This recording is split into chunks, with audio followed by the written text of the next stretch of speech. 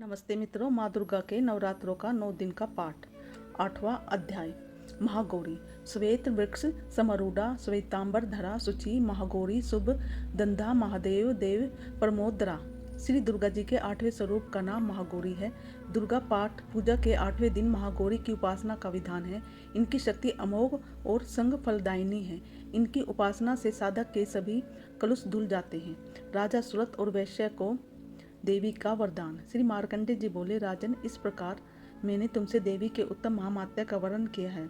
जो इस जगत को धारण करती है, उन देवी का ऐसा ही प्रभाव है। वे ही विद्या ज्ञान उत्पन्न करती है। भगवान विष्णु की माया स्वरूप उन भगवती के द्वारा ही तुम ये वैश्य तथा अन्याय विवेकी जन मोहित होते हैं, मोहित हुए तथा आगे भी मोहित होंगे। महाराज, तुम उन्हीं परमेश्वरी की शरण में जाओ। आराधना करने पर वे ही मनुष्य को भोग, स्वर्ग तथा मोक्ष प्रदान करती हैं। श्री मार्कंडेय जी बोले, कौशिकी की जी मेघा मुनि के ये वचन सुनकर राजा सुरत ने उत्तम व्रत का पालन करने वाले उन महाभाग महर्षि को प्रणाम किया। वे अत्यंत ममता के कारण और राजा च्युत होने से बहुत खिन्न हो चुके थे। महामुनि इसलिए विरक्त होकर वे राजा तथा वैश्य तत्काल तपस्या को चले गए और वे जगदम्बा के दर्शन के लिए नदी के तट पर रहकर तपस्या करने लगे। राजा तथा वैश्य उत्तम देवी सूक्त का तप करते हुए तपस्या में प्रवृत्त हुए। वे दोनों नदी के तट पर देवी की मिट्टी की मूर्ति बनाकर पुष्प, धूप और हवन आदि के द्वारा उनकी आराधना करने लगे। उन्होंने पहले तो आहार को धीरे धीरे कम किया, फिर बिल्कुल निरा आहार रहकर देवी से ही मन लगाकर एकाग्रता पूर्वक उनका चिंतन आरंभ किया। वे दोनों अपने शरीर के रक्त से बलि देते हुए 3 वर्ष तक लगातार संयम पूर्वक देवी की आराधना करते रहे। इस प्रकार प्रसन्न होकर जगत को धारण करने वाली चंडिका देवी ने प्रत्यक्ष दर्शन देकर कहा। देवी बोली, राजन तथा अपने कुल को आनंदित करने वाले वैश्य, तुम लोग जिस वस्तु की अभिलाषा रखते हो वह मुझसे मांगो, मैं संतुष्ट हूँ, अतः तुम्हें वह सब कुछ दूंगी। श्री मार्कंडेय जी बोले, तब राजा ने दूसरे जन्म में नष्ट न होने वाले राज्य मांगा और इस जन्म में भी शत्रुओं की सेना को बलपूर्वक नष्ट करके पुनः अपना राज्य प्राप्त कर लेने का वरदान मांगा। वैश्य का चित्त संसार की ओर से खिन्न एवं विरक्त हो चुका था। अंत उन्होंने अहंता रूपी आसक्ति का नाश करने वाला ज्ञान मांगा। देवी बोली, राजन, तुम थोड़े ही दिनों से मेरे शत्रुओं को मारकर अपना राज्य प्राप्त कर लोगे। अब वहाँ तुम्हारा राज्य स्थिर रहेगा। फिर मृत्यु के पश्चात तुम भगवान विश्वेश्वान सूर्य के अंश से जन्म लेकर इस पृथ्वी पर सार्ववानिक मनु के नाम से विख्यात होगे। हे वैश्य, तुमने भी जिस वर को मुझसे प्राप्त करने की इच्छा की है उसे देती हूँ। तुम्हें मोक्ष के लिए ज्ञान प्राप्त होगा। श्री मार्कंडेय जी बोले, इस प्रकार उन दोनों को मनो अनुकूल वरदान देकर तथा उनके द्वारा भक्ति पूर्वक अपनी स्तुति सुनकर देवी अंबिका तत्काल अंतर्धान हो गई। इस तरह देवी से वरदान पाकर क्षेत्रियों में श्रेष्ठ सुरत सूर्य से जन्म लेकर सर्वनी नामक मनु होंगे। देवी सूक्त। देवी भगवती बोली, मैं सच्चिदानंदमयी सर्वता देवी रुद्र, वसु, आदित्य तथा विश्व देवगणों के रूप में विचरती हूँ। मैं ही मित्र और वरुण दोनों को, इंद्र और अग्नि को तथा दोनों अश्विनी कुमारों को धारण करती हूँ। मैं ही शत्रुओं के नाशक आकाशचारी देवता सोम को, तत्वष्टा प्रजापति को और पूषा और भग को भी धारण करती हूँ। जो भविष्य से संपन्न होकर देवताओं को उत्तम भविष्य की प्राप्ति कराता है तथा उन्हें सोमरस के द्वारा तृप्त करता है, उस यजमान के लिए मैं ही उत्तम यज्ञ का फल और धन प्रदान करती हूँ। मैं संपूर्ण जगत की अधीश्वरी, अपने उपासकों को धन की प्राप्ति कराने वाली, साक्षात्कार करने योग्य परम ब्रह्म को अपने में अभिन्न रूप से जानने वाली तथा पूजनीय देवताओं में प्रधान हूँ। मैं प्रपंच रूप से अनेक भावों में स्थित हूँ। संपूर्ण भूतों में मेरा प्रवेश है। अनेक स्थानों में रहने वाले देवता जहाँ कहीं भी कुछ भी करते हैं वह सब मेरे लिए करते हैं। जो अन्न खाते हैं वे मेरी शक्ति में ही खाते हैं, क्योंकि मैं ही भोक्ता शक्ति हूँ। इसी प्रकार जो देवता जो सांस लेता है, जो कही हुई बात सुनता है, वह मेरी ही सहायता से उक्त सब कर्म करने में सामर्थ होता है।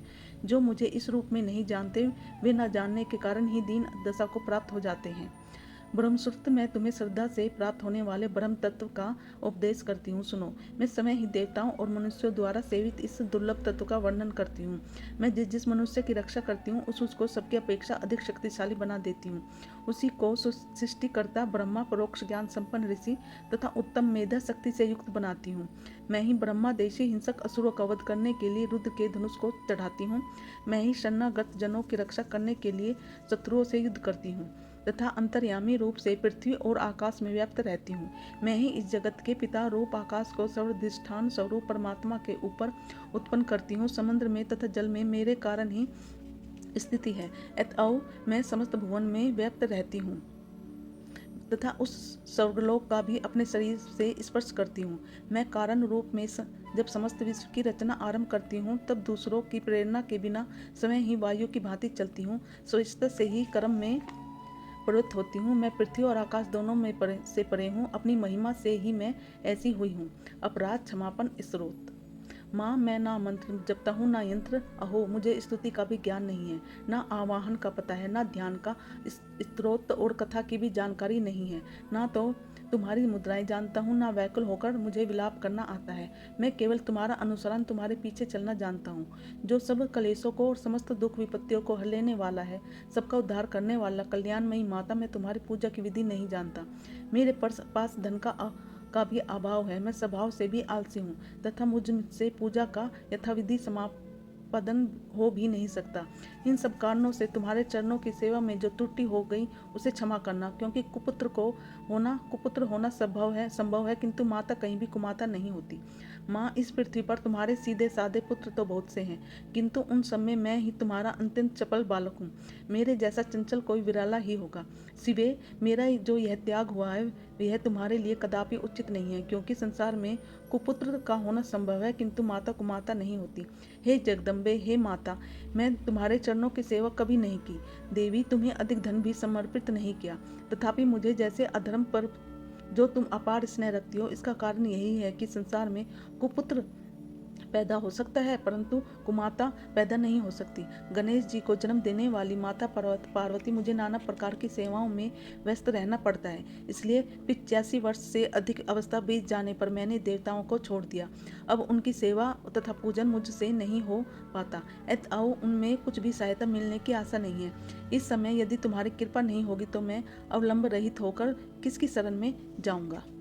हे माता अपर्णा, तुम्हारे मंत्र का एक अक्षर भी कान में पड़ जाए तो उसका फल यह होता है कि मूर्ख चंडाल भी मधुपाक के समान मधुर वाणी का उच्चारण करने वाला उत्तम वक्ता हो जाता है।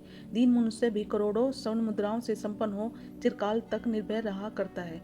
जब मंत्र के एक अक्षर के श्रवण का ऐसा फल है, तो जो लोग विधि पूर्वक जप में लगे रहते हैं, उनके जप से प्राप्त होने वाला उत्तम फल कैसा होगा, किसको कौन मनुष्य जान सकता है। हे भवानी, जो अपने अंगों में चिता की राख बबूते लपेटे रहते हैं, जिनका विष ही भोजन है, जो दिगंबर नग्न रहने वाले हैं, मस्तक है पर जटा और कंठ में नागराज वसुकी को हार के रूप में धारण करते हैं, तथा जिसके हाथ में कपाल शोभा पाता है, ऐसे भूतनाथ पशुपति भी जो एकमात्र जगदीश की पदवी धारण करते हैं, इसका क्या कारण है।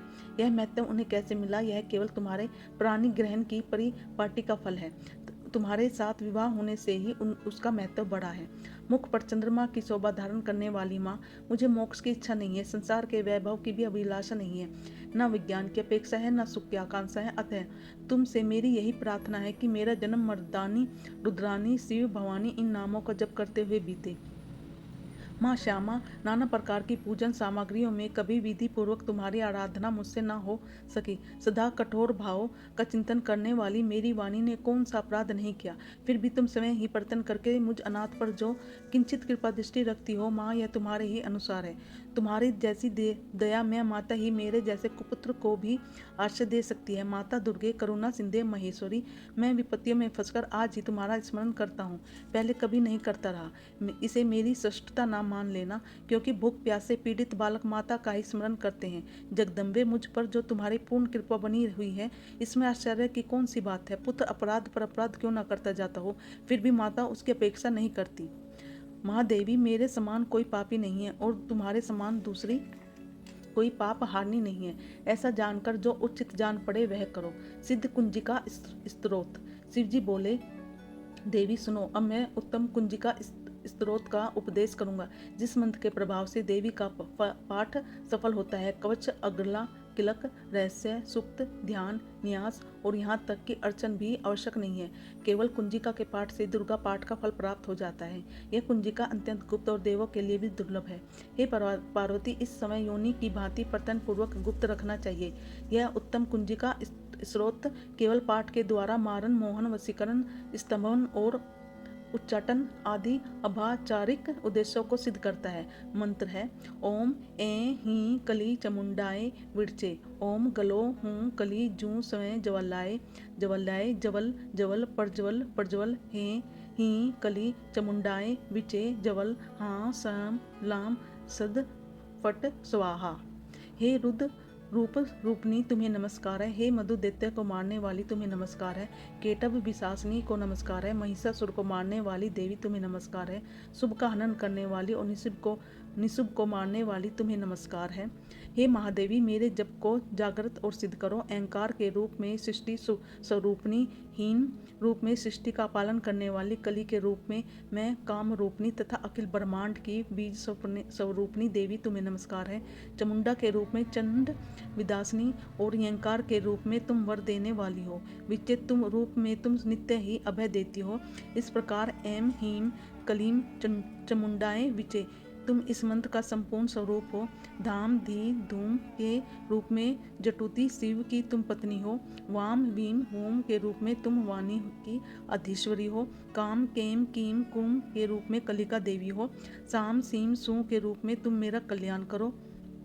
हूँ हुंकार स्वरूपनी, जम जम जम जम्भा नासनी, भ्रम भ्रीम भ्रूम के रूप में हे कल्याणकारिणी भैरवी भवानी तुम्हें बारंबार प्रणाम है। अम कम चम टम तम पम यम शम वीम दुम एम वी हम शम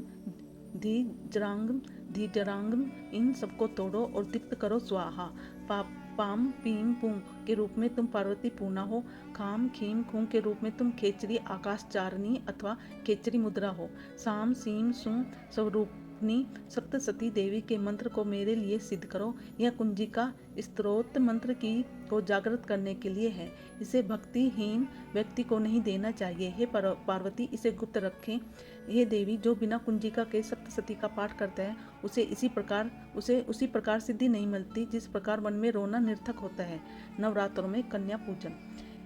हे दुर्गा देवी के भक्तों, देवी की प्रसन्नता के लिए नवरात्रों में अष्टमी अथवा नवमी के दिन कुमारी कन्याओं को जिवाने का विधान है। इन कन्याओं की संख्या एक 9 हो तो अति उत्तम है, नहीं तो 2 कन्याओं से भी अभिप्राय परा हो सकता है। कन्याओं की आयु 2 वर्ष से ऊपर तथा 10 वर्ष से अधिक नहीं होनी चाहिए। 2 वर्ष की कन्या कुमारी, 3 वर्ष की कन्या त्रिमूर्ति, 4 वर्ष की कन्या कल्याणी, 5 वर्ष की कन्या रोहिणी, 6 वर्ष की कन्या कालिका, 7 वर्ष की चंडिका, 8 वर्ष की कन्या संभवी, 9 वर्ष की कन्या दुर्गा और 10 वर्ष की कन्या सुभद्रा मानी जाती है। इनको नमस्कार करने के मंत्र निम्नलिखित है। पहला है कोटा माट्ये नमः, त्रिमूर्तिये नमः, कल्याण्याय नमः, रोहिणी नमः, कलिकाय नमः, चंडिकाय नमः, संभवे नमः, दुर्गाय नमः, सुभद्राय नमः।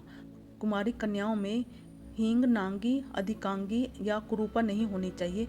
भोजन कराने के बाद उन कन्याओं को दक्षिणा देनी चाहिए। इस प्रकार महामाया भगवती प्रसन्नता से हमारे मनोरथ पूर्ण करती है। 8वां अध्याय पूर्ण। जय माँ दुर्गी।